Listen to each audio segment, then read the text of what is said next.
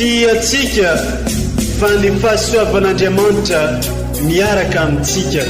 Isika fa ny fahasoavan'Andriamanitra miaraka amintsika noho izy ho antsika sandrivaky sy asantsika miaraka aminy. Ny fianakaviana no taniketsa ipoiran'ny vocation. Déploie ton cœur et viens nous sauver. Délivre-nous de nous, délivre-nous de tout. Fa sisika tokoa fa ny fahasoavan'Andriamanitra miaraka amintsika. Sisika fa ny fahasoavan'Andriamanitra miaraka amintsika noho izy ho antsika sandrivaky sy asantsika miaraka aminy. Fa olo raika atokotrantsika ao aminy, fianakaviana iray ao aminy, tsy misy hevitrevitra. Ny olo no mampizara indraindray fa Andriamanitra i Jesoa lay mpiandrony tsara ran'olotra ny aina olo raika. Ary ao amin'ny fiangonana ao amin'ny eglizy dia sambatra atsika mahasapa an'izay.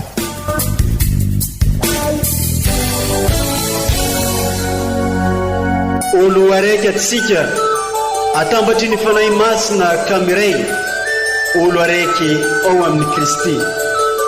Fandaram-pampianarana iarano amin'ny son excellence Monseigneur Benjamin Marc Ramarson eto amin'ny radio Fahia.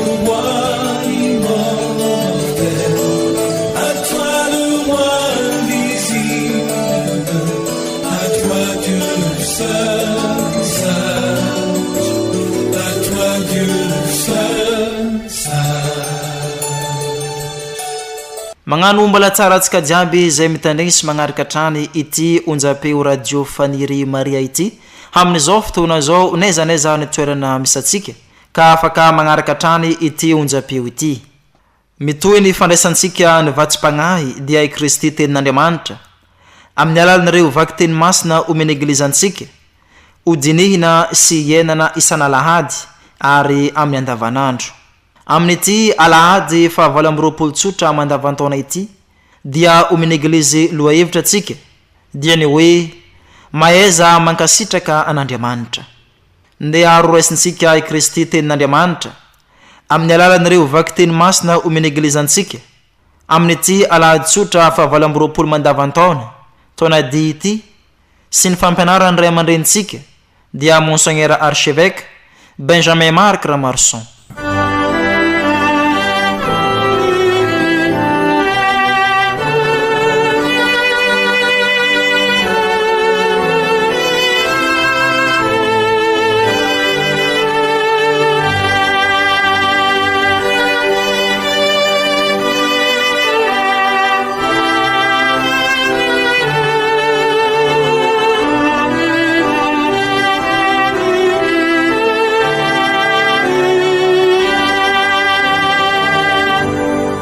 Fankalazana ny tenin'Andriamanitra. Vaky teny masina voalohany, boky faharoan'ny mpanjaka. Tamin'ny zanandro zany, i Naamana Siriana nidina ka nisitrika impito tao Jordany araka ny tenin'i Elizea olon'Andriamanitra. Ary tonga toy ny nofon-jazakely indray ny nofony ka nadio izy. Dia niverina nankao amin'ilay olon'Andriamanitra izy mba amin'izay rehetra nomba azy.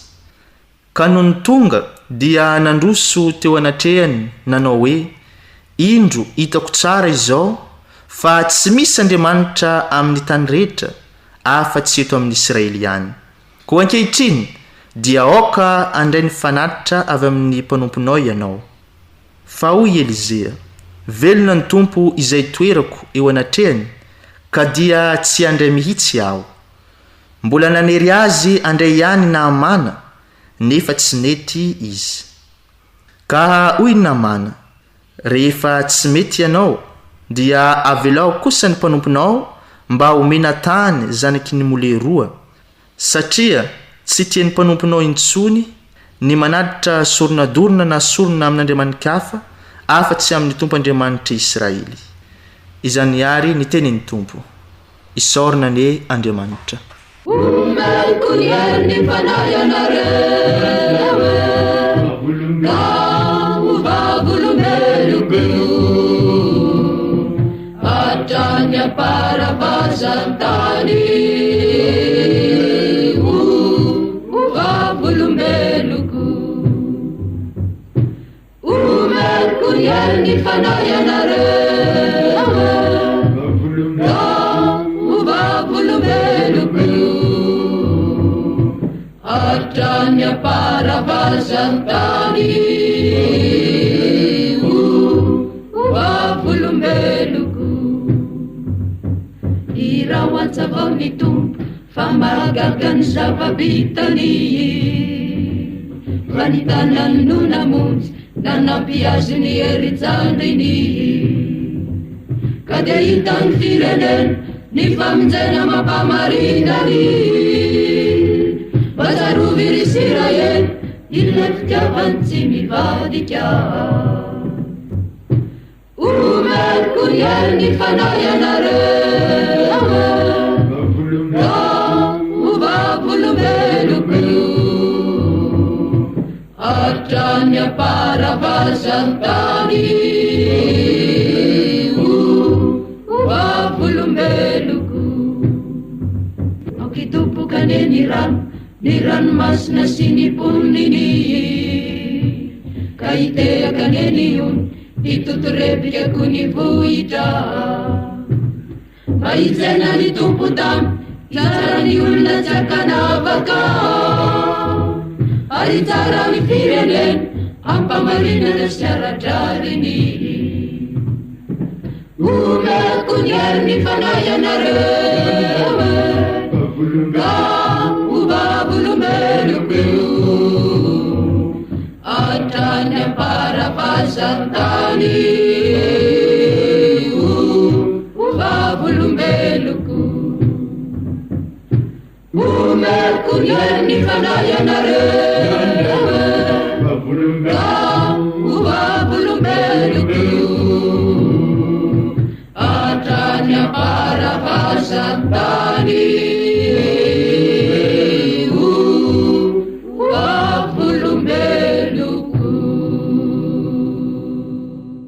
vaky teny masina faharoa taratasy faharoa ny masinda Paoly apôstôly ho an'ny Timote ry zanako malala tsarovy fa i Jesoa Kristy tompo ilay avy amin'ny taranaky Davida dia nitsanganko velona araka ny evanjely itoriko izay iaretako fijaliana hatramin'ny fatorana toy ny olon-ratsy azy ny tenin'Andriamanitra nefa tsy mba voafatotra noho izany dia miaritra ny zavatra rehetra aho noho ny amin'ny olompinidy mba ahazoan'izy ireo koa ny famonjena izay ao amin'ny Kristy Jesoa mba amin'ny voninahitra mandrakizay teny mahatoky tokoa izao raha miara-maty aminy isika dia iara-belona aminy koa raha miaritra isika dia iara-manjaka aminy raha manda azy isika dia izy koa andahantsika raha mivadika isika izy tsy mivadika na ovena fa tsy mahazo mandany tenany izy izany ary ny tenin'ny tompo isaorana ny Andriamanitra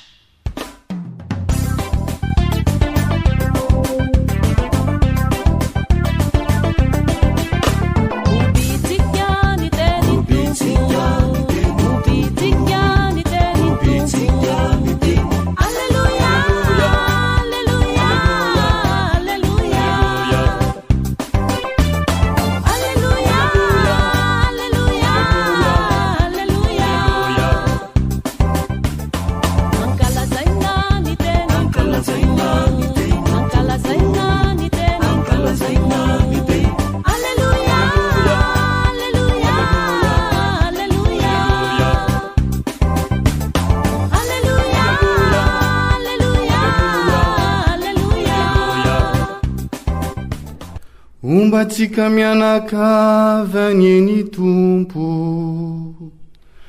ho tanteraka tokoa any izany evanjely masina nosoratany masinday Lioka voninahitra ny ho anao ry tompo. Tamin'izany andro zany raha nandeha ho any Jerosalema i Jesoa dia nanara-tsisy ny Samaria sy Galilia. Ary raha niditra tao amin'ny vohitra anankiray izy dia nifanena tamin'ny boka folo lahy izay nijanona teny lavidavitra teny. Dia niantso izy ireo ka nanao hoe, ry Jesoa mpampianatro, mamindra-fo aminay. Vantany vao nahita azy ireo izy dia nanao hoe, mandehana miseho amin'ny mpisorona. Ka noho nandeha ho any izy ireo dia sitrina tena ampandehanana. Ary ny anankiray tamin'ireny rehefa nahita fa sitrana izy dia niverina ka nankalaza n'Andriamanitra tamin'ny feo mahery.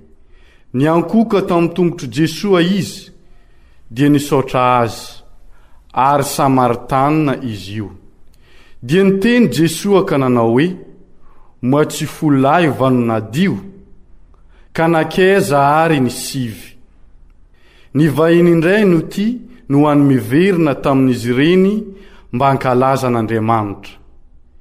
Dia hoy izy taminy, mitsangana ary mandehana, fa ny finoanao no navonjanao.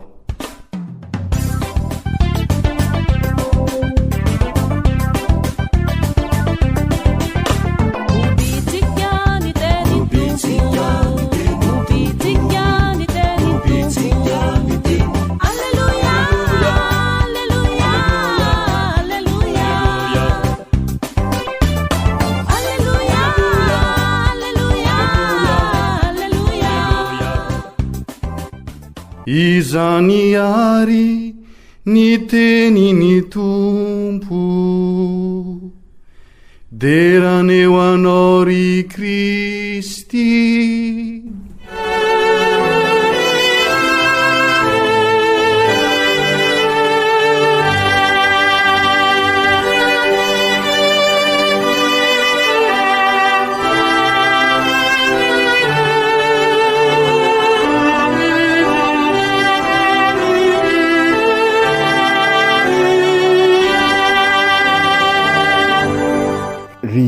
Kristianina ava malala, ao anatin'ny volana Oktobra tokoa isika izao. Volana Oktobra izay banjinantsika manokana ny maha misionera sika sy ny maha iraka atsika. Vita batemy aho ka iraina ho vavolombelona eo anivon'ny mpiarabelona, ka izao tokoa no Kristy mpiarabelona amin'ny olona amin'izao andro iainantsika izao. Ny volana Oktobra koa araky ny averimberina tamintsika teto ary nanentanana antsika ary mbola anentanana antsika dia volana ibanjinantsika manokana ary fanaovansika ny rozery, ka ibanjinantsika arak'izay voalaza zay ny misteri ny fanavotana antsika, ny famonjenantsika erahana amin'ny masin'ny Maria, fa indrindra moa amin'izao taonjobily ny fanavotana asika izao. Ary mbola tsariosika sara fanaverimberina teto ny afatra nataony ny Papa Léon fa-14 zay manafatra atsika ziaby anao chapelet, ny fianakaviana hiaraka anao ny rozery mba ivavahana ho an'ny fandriam-pahalemana, fandrindra moa araky ny fantatra asika ny zava-misy eran'izao tontolo izao dia mampieritreritra ihany ary mampandinika ihany ny hoaviny ny zay fandriam-pahalemana izay, fandrindra ihany koa ny eto amintsika eto Madagasikara zay mila nyzay fandriam-pahalemana izay, ka mampatsiaro ny afatry ny Papa Pie FAHA-28 tamin'ny fotoan'androny raha niotakotaka ny eglizy ary sika horipaka ny fahavalo, ka nanentana ny olona izy nanao ny vavaka hiaraka amin'ny masin'ny Maria, ka resy ireo fahavalo ireo tamin'izay fotoana izay, ary teo no nanomboka an'izay fanajana manokana any Masiny Maria mpanjakavaviny Rozery zay, ary nahatonga ny fety fankalazana ny Notre Dame de Rozery, ary mbola nampisahiviny ny Masiny Maria raha niseho tany Fatima izy tamin'ny nangataka mba ho isy ny fiadanany eto amin'izao tontolo izao amin'ny alalan'ny fibebahana. Ka izay ihany koa no anetanan'ny papa sika, papa Léon faha-28 antsika amin'izao fotoana izao, ary izay no anetanana antsika anao vavaka totoafo amin'ny Rojery mba hilamina izao tontolo izao, ary indrindra ity nosy malala sika ity. Araky ny voalaza teo dia volany missionna ihany koa ity volana oktobra ity, ka izay indrindra ny anisany mahamissionera sika izay vavaka izay, ary fototra ny missionna aza izay vavaka izay, ary amin'ny mahamissionera sika dia manorina eglizy olona velona sy eglizy tranon'Andriamanitra sika, ka manitatra ny fanjakan'Andriamanitra amin'ny alalan'ny fitorinany vaovao mafaly izay mahatonga sika ho Kristy mpiarabelona ho isika amin'ireo manodidina sika, ho Kristy mpanorina, ka mifanaraka amin'izao fiomanana akaiky dia akaiky momba ny synôda izany rehetra izany, ary ny fijanonana fahatelo rahateo moa dia mampasiahy asika mba hiroso lalindalina koa amin'izay hoe EOV mifanasoa sy mifampisimbana, ka mikasaka mandrakariva ny soiombonana. Ka izay rehetra zay dia mahatonga sika ao anatin'izao krizy mafy izao, araky ny averintsika ihany koa ny hoe ady sady dia ny fiainana, ka mahereza ary sika ry kristiana hava amin'ny ady amin'ny rasy mety misakana ny dia sika, ny rasy tokoa araky ny averimberitsika no edivana, fa oka sy ny olona na oviana na oviana, ary oka sy ho diso lalana isika, fa tokana ny lalana de Kristy fihavanantsika, ka manentana antsika ary hiara hivavaka bebe koa amin'izao volany missionna sy ny volany Rozery zao. Ny vakiteny amin'izao alahady faha-20 mandavataona izao de mampasiahy asika fa ny finoana dia tsy maintsy ampifanarana amin'ny fiainana andavanandro. Ireo vakiteny telo tokoa manko de milaza amintsika fa fanomezan'Andriamanitra ny finoana, ary mila ezaka avy amintsika ihany koa ny fandraisana an'izay fanomezana izay, ary aoka iseho amin'ny fiainantsika izay finoana izay. Tena zava-dehibe ny ezaka ataosika, satria io no anehoisika fa eo anivosika Andriamanitra, ary mahatonga atsika ho tena missionera vavolombelona. Ka inona moa ny dikan'izay? Araky ny efa nampianarina atsika matetika, ny maneho an'Andriamanitra eo anivosika dia sy inona fa manao ny asany, ary raha manao ny asany isika dia Andriamanitra anao ny asasika. Izany indrindra no lazay ny vakiteny voalohany androany, boky faharoa ny mpanjaka,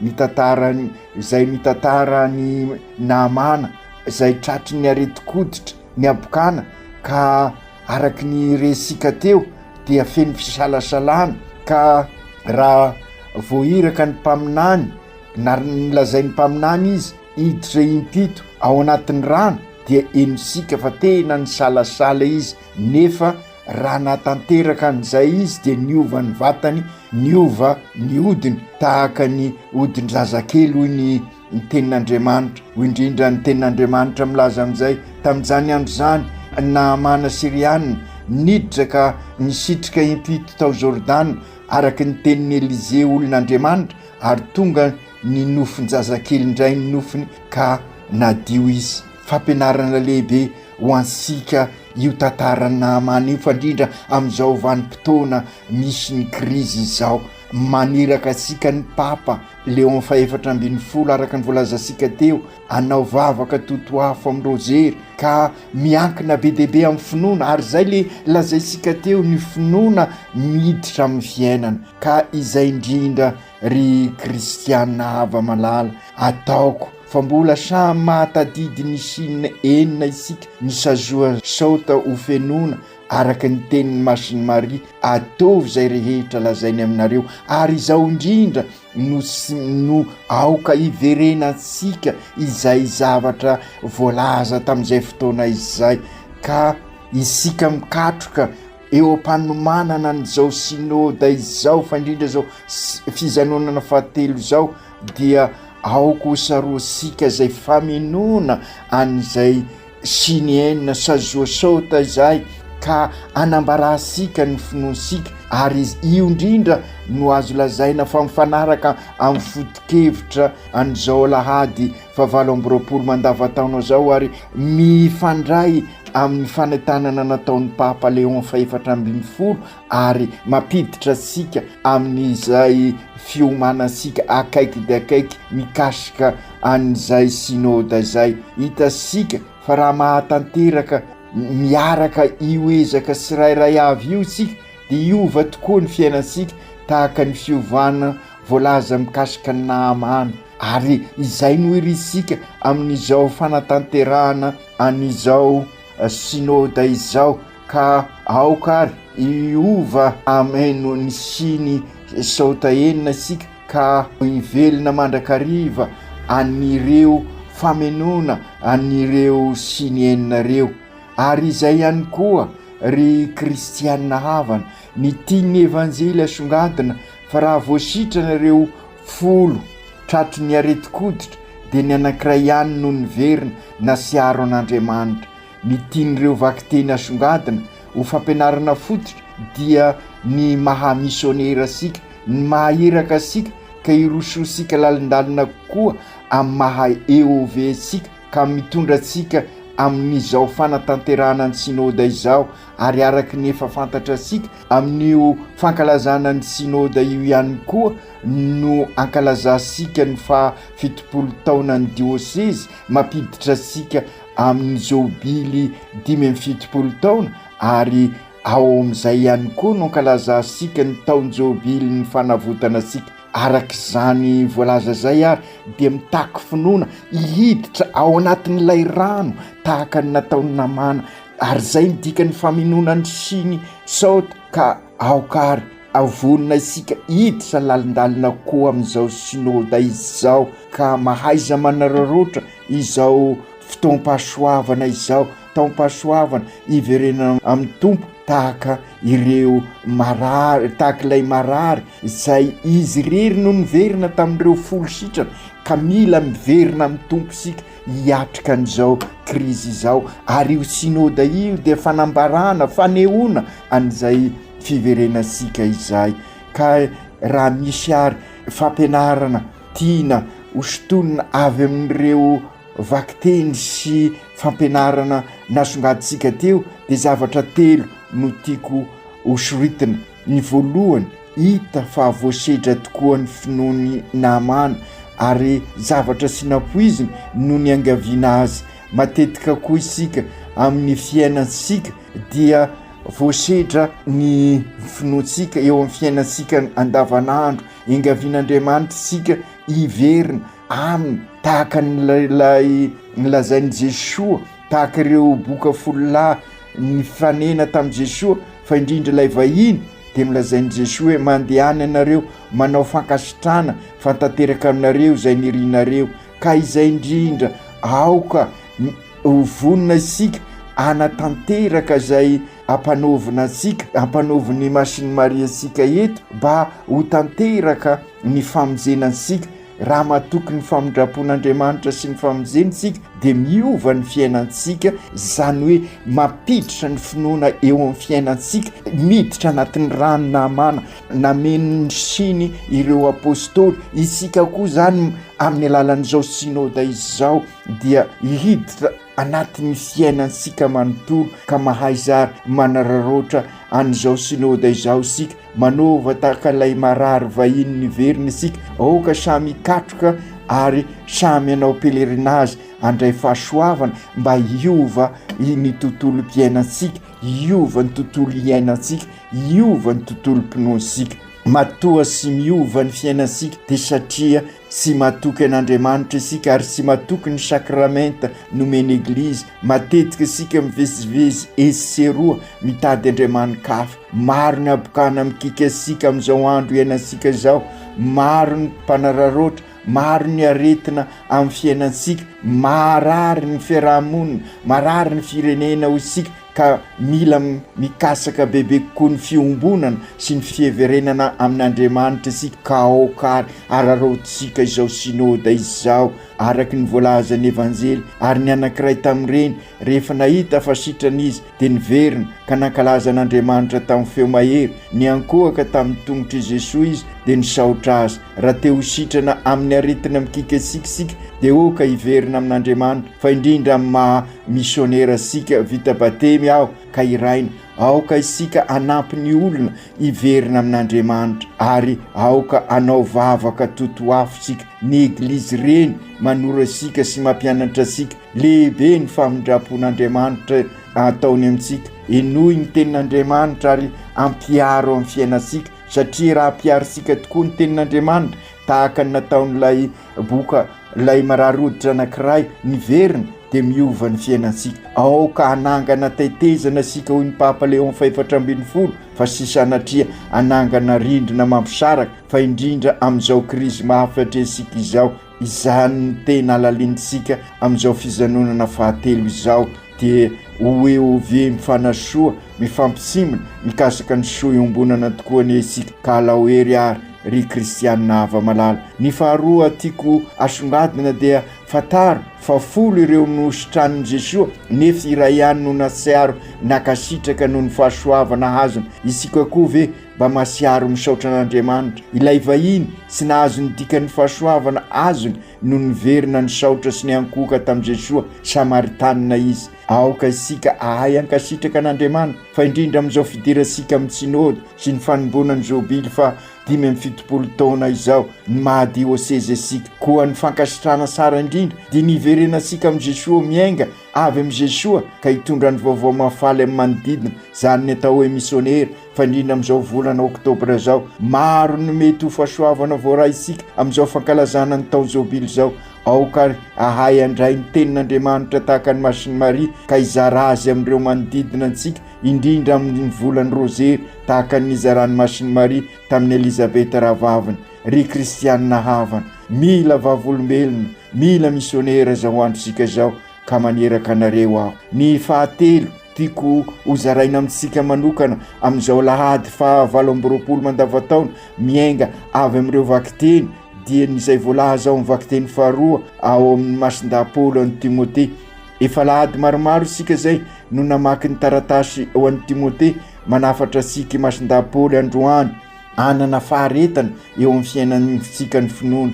Nisy nanontany hoe ahoana ny afantarana fahavelona ny finoana? Toetra anankiray azo amantarana na kritera ahaizana fahavelona tokoa ny finoana dia ny faharetana ananasika, ary zay ny fanentana nataon'ny Papa amin'ny fanaovasika ny rozery masina manambara finoana ny faharetana. Eo koa ny fanompoana zay voalaza sika tamin'ny Alahady lasa teo. Raha manana faharetana isika ary vonona manompo ary mivavaka lalandava ary mandalina ny finoana dia izoro amin'ny maha kristianina sikisika ary tena katolika marina. Finoana mifototra amin'ny tena marina ny ainantsika. Mila faharetana ihany koa ny maha katolika sika ny firotsahasika ao amin'ny fikambanana masina amin'ny vomiera isan-karazany.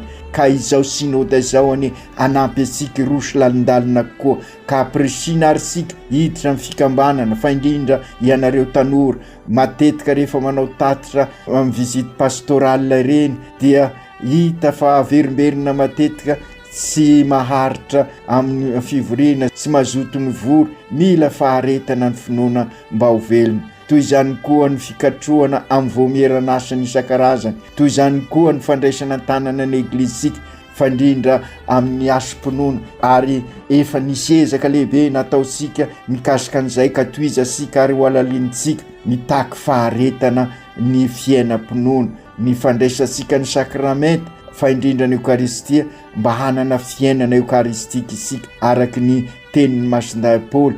Raha miara-maty amin'ny Kristy isika dia arabelona aminy. Raha miaritra isika dia hiara-manjaka aminy. Raha mandahazy sika dia izy koa andaha sika. Raha mivadika sika izy sy mivadika naovinanoviana fa sy mahazo mandany tenany izy. Mampasiaro asika ny sasikira fanao sika amin'ny salamo fahatelopolo izay fantatro ilay nametrahako ny fitoiko dia Kristy ilay sy mivadika mandrakizay. Ry kristianina havana aokary anana fiainana eukaristika isika vonina hafoy anompo anatin'ny faharetana. Ry Jesoa Kristy zoko eo misaotra anao tokoa izahay sy misahatra ianao manadio ny foa mampananay mba ho masom-pinoana izerenainy manodidina anay ary ho fo madio no anomponany hafa fandrindra ny madinika sy ny voahilikilika ka hatonga anay ho Kristy mpiarabelona eo amin'izy ireo ka ho tena misionera tokoa izahay fa mba sy fahaserovana fosiny izao volana oktobra izao. Ampio izahay anana finoana velona ahafanay anompo ampanjaka ny rariny sy nisiny ao anatin'ny faharetana satria izany no azahoanay ny tena famonjena ka hatonga anay EOV ho eglizy velona anitatra ny fanjakan'Andriamanitra manorina ny eglizy tranon'Andriamanitra ka ho zaro ho génération mpanorina tokoa izahay. Ianao ry Jesoa no anjaka amin'ny fiainanay mba ao aminay ny tena fiadanana ka hitondra fanantenana amin'ny manodidina anay tokoa izahay. Masiny Maria mitodika aminao izahay amin'izao izahay miatrika krizy mafy zao. Mivavao anay miaraha mivavaka aminay mba andresy ny fitiavatena ka hikasaka ny soimbonana ifampisimana ifanasoa ankininay aminao Madagasikara. Ianao ny mpiaro velony azy. Mivavao any fandriam-pale maneran'izao tontolo izao. Masinday Josefo mivavao any fianakaviana jiaby amin'izao fotoana sarotra diavinay izao. Aoka tanteraka izany amin'ny anaran'ny Ray sy ny Zanaka sy ny Fanahy Masina. Amen.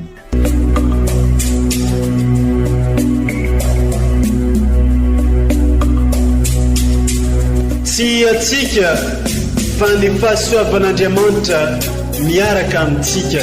Isika fa ny fahasoavan'Andriamanitra miaraka amintsika no ijoroantsika isandrivaky sy asantsika miaraka aminy. Ny fianakaviana no taniketsa ipoiran'ny vocation. Déploie ton cœur et viens nous sauver. Délivre-nous de tout. Fa sisika tokoa fa ny fahasoavan'Andriamanitra miaraka amintsika. Sisika fa ny fahasoavan'Andriamanitra miaraka amintsika no ijoroantsika isandrivaky sy asantsika miaraka aminy. Fa olo raika atokotrantsika ao aminy fianakaviana iray ao aminy sy misy hevitrevitra ny olo no mampizara indraindray fa Andriamanitra i Jesoa lay mpiandrony tsara ran'olotra ny aina olo raika ary ao amin'ny fiangonana ao amin'ny eglizy dia sambatra atsika mahasapan'izay.